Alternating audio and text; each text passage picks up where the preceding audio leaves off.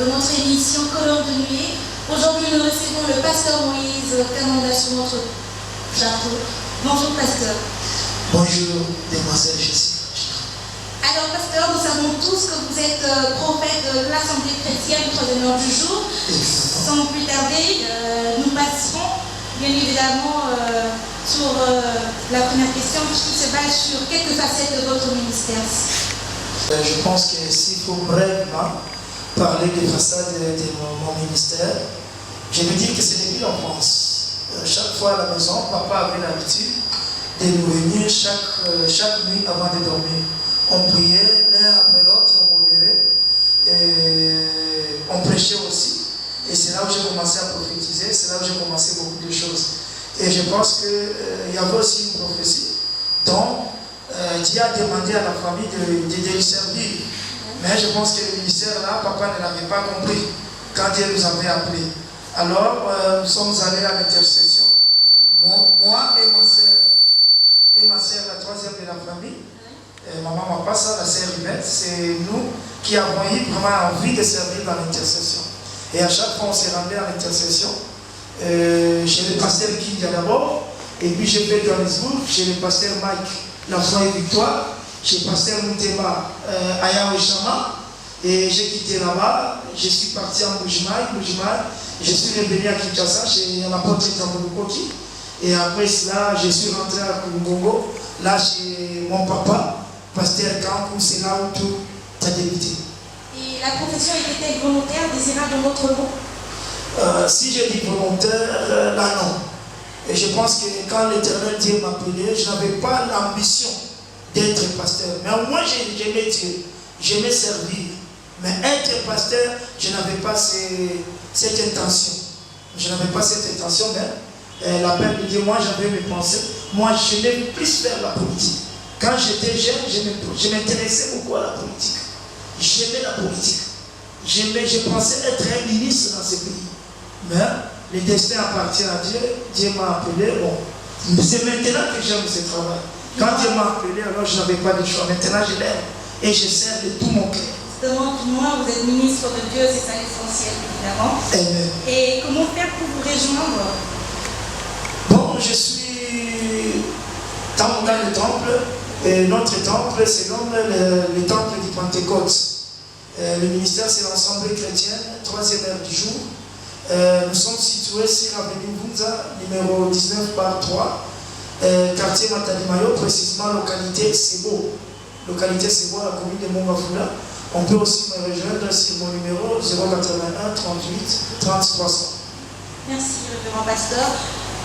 Nous vous avons sollicité pour quelques petits détails concernant 2 ou 3 sujets clés. La première préoccupation se base sur le pouvoir du nom.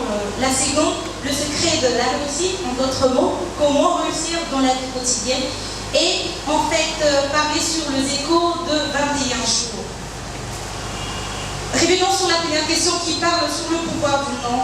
Qu'est-ce que cela signifie, s'il vous plaît? Quand on parle du pouvoir du nom, nous voulons parler de l'impact que le nom peut amener dans la vie de quelqu'un. Parce que beaucoup de gens ne savent pas que les noms impactent aussi la vie. Vous voyez, vous allez voir que presque tous les apôtres qui se sont amenés vers Jésus, Jésus les a changés de nom.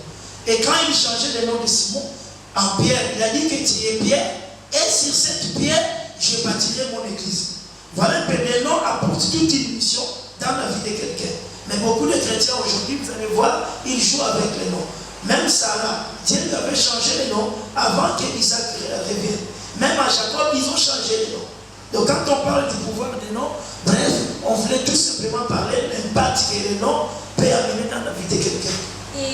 l'aviez-vous pris? Ce sont des inspirations. Un homme de Dieu est celui qui s'inspire de Dieu. Il ne parle pas de blabla, il ne parle pas des histoires qui lui viennent en tête. Mais ce sont les inspirations venant de Dieu. Et comment êtes-vous sûr qu'à travers le changement du nom, que le lien suive? Bon, être sûr, c'est d'abord avoir la foi. Les Écritures nous inspirent parce que la Bible dit ça. La foi, il est impossible de lui être agréable. Et puis la Bible dit, la foi vient de ce qu'on entend, et ce qu'on entend vient de la parole du Christ. Donc nous mettons foi d'abord à la parole. Et quand je suis inspiré, je lis la parole et je vis que non, avant nous, il y a des gens dont les noms ont impacté leur vie. Et si Sarah refusait de changer son nom, peut-être qu'il ne devait pas avoir Isaac.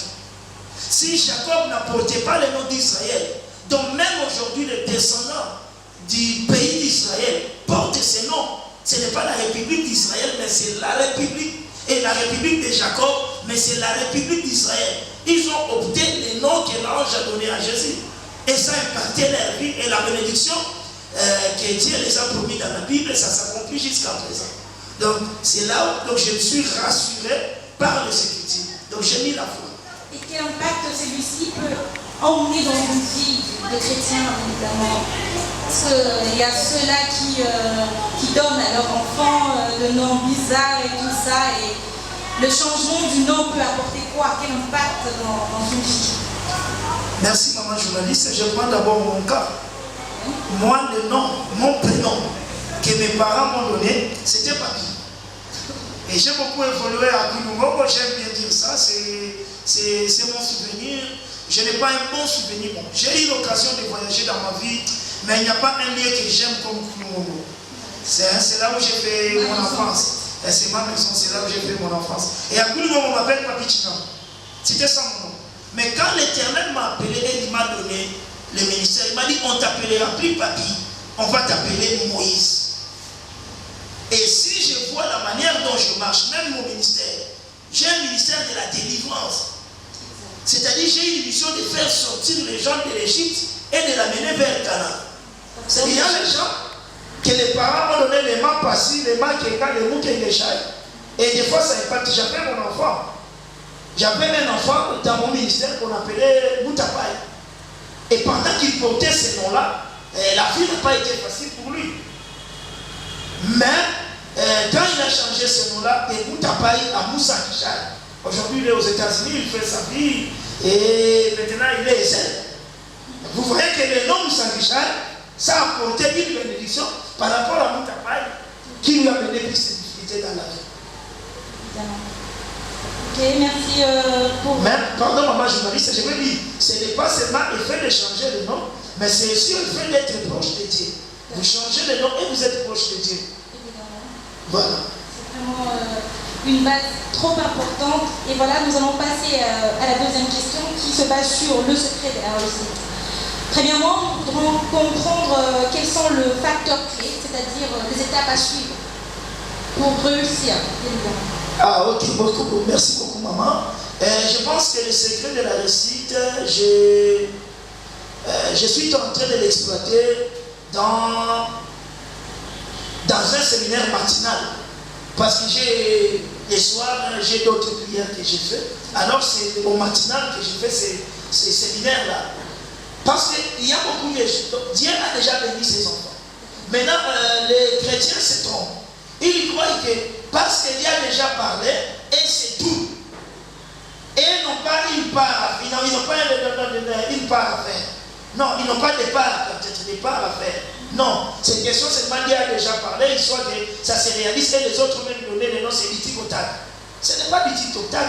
Nous avons aussi des devoirs. Dieu, nous avons des devoirs envers Dieu. Et voilà, quand je parle des secrets de la réussite, je vais parler du devoir qu'un chrétien a envers son Dieu. Et parmi ces secrets-là, vous allez voir dans le psaume chapitre 1, verset 1 à 6, et là on parle que les gens qui se mettent avec les méchants, ne se disent quoi, leurs affaires ne réussissent pas. Vous comprenez? Pour réussir, il ne faut pas s'asseoir du moqueur. Il ne faut pas être avec le méchant. La méditation, c'est faire l'autocritique de ta vie par rapport aux Écritures. Mais beaucoup de chrétiens ne le font pas. Voire même ils n'aiment pas ces prédications-là parce qu'ils appellent les jugements. Mais ce n'est pas jugement. À un certain temps, on doit s'arrêter et contrôler notre vie par rapport aux Écritures. Comment est-ce qu'on marche? Et là, si vous allez voir dans le livre de Josué, chapitre 1, verset 8, que ce livre de l'Éloi ne s'éloigne pas de ta bouche, mais litez-les jour et nuit, afin que vous aurez des succès dans vos entreprises. Donc il y en a un peu beaucoup. C'est confié aussi aux hommes de Dieu. Aujourd'hui, vous allez voir qu'il n'y a pas une bonne relation entre le pasteur et l'église. Presque partout, il y a des problèmes. C'est comme si les enfants de Dieu n'ont plus confiance au pasteur, mais ils viennent au moins à l'église.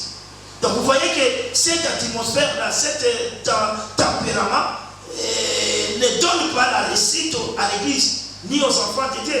C'est pour cela dans le livre de 2 Chroniques, chapitre 20, verset 20, on dit: confiez-vous à l'Éternel votre Dieu, il vous affermira, et à ses prophètes vous réussirez. C'est aussi un secret. Donc il y a les gens qui sont à l'église, mais il est le pasteur. Mais comment tu peux être béni? C'est écrit dans le 2 Chroniques, chapitre 20, verset 20. Donc voilà un peu près comment je peux m'exprimer par rapport à ce terme.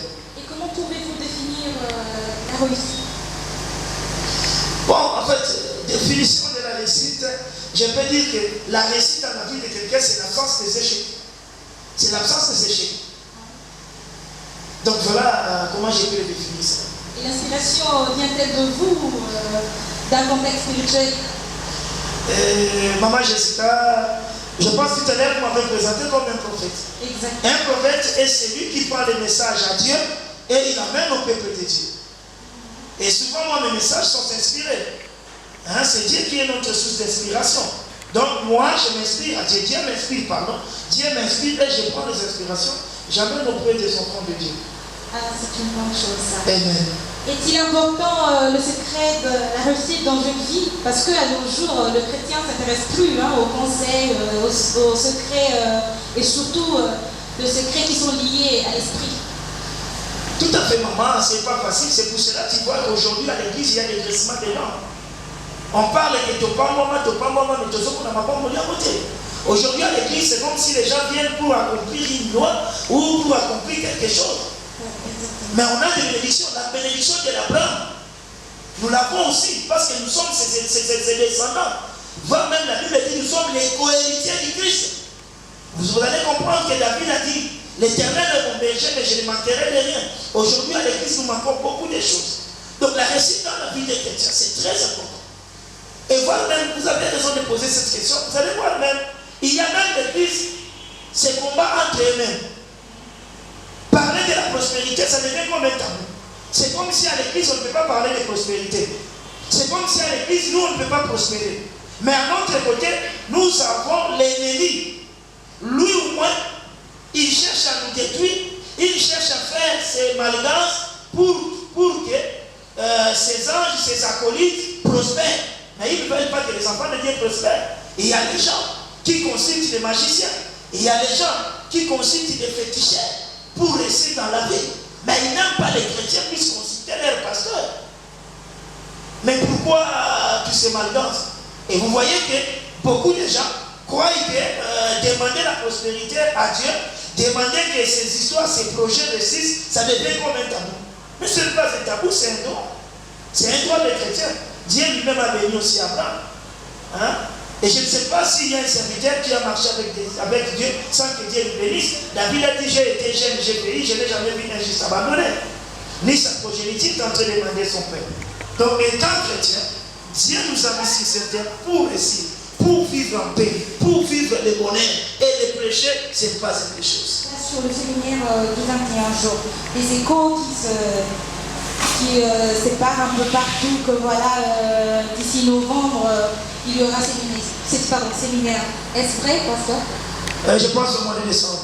Nous avons toujours l'habitude de les célébrer du 1er décembre au 21 décembre. Alors nous voulons connaître de quoi s'agit-il? Bon, en fait, ma maman journaliste, et je pense, comme je vous ai dit, moi je m'inspire, Dieu m'inspire beaucoup. Et c'est depuis 2011 que Dieu m'a appelé. Et Dieu m'avait appelé au mois d'août que j'ai commencé ce ministère.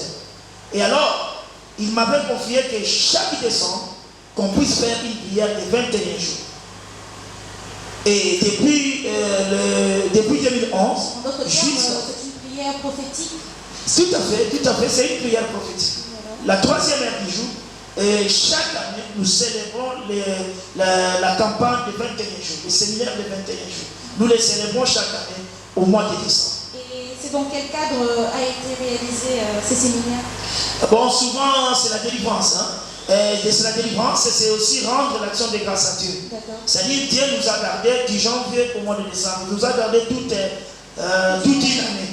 Et cette année-là, ce n'est pas par nos efforts, ce n'est pas par notre force, ce n'est pas parce que nous avons voulu. C'est-à-dire, nous adorons Dieu. C'est-à-dire, c'est une reconnaissance de dire merci à Dieu parce que c'est lui qui nous a protégés. Et aussi, de chasser toutes les difficultés, tous les problèmes que nous avons eus dans l'année précédente. Nous les chassons et nous bénissons l'année à venir. Voilà. Et pasteur, bien évidemment, nous avons vu, vous êtes accompagné aujourd'hui d'un groupe, je ne sais pas si c'est votre groupe Escorte Angélique, c'est écrit ici. Et nous voulons quand même un petit détail sur eux. Oui, c'est le groupe de l'église, ils œuvrent dans l'église, ils sont tous les serviteurs. Et je pense que le groupe est nommé Escorte Angélique. Escorte Angélique, je pense. Quelques détails sur ce point avant d'entrer dans la profondeur. C'est-à-dire, quand on parle d'escorte angélique, ce sont ceux qui escortent les anges. C'est-à-dire, les anges sont là pour adorer Dieu. Ils chantent pour Dieu. Et quand ils sont dans leur mission, ils partent en chantant. Et maintenant, ils chantent ensemble avec les anges. Ils accompagnent les anges. C'est ce que je peux dire. Il y a la possibilité qu'ils nous accompagnent aussi aujourd'hui, si possible, parce que quand même, ils ont de chansons à nous faire voir aussi, à nous faire entendre aussi, tout ça. Et oui, vous êtes la maîtresse de l'émission, si vous permettez, ils peuvent décider. D'accord. Merci. Avec l'aide de mécaniciens et de techniciens, nous allons passer au plus vite avec une belle chanson.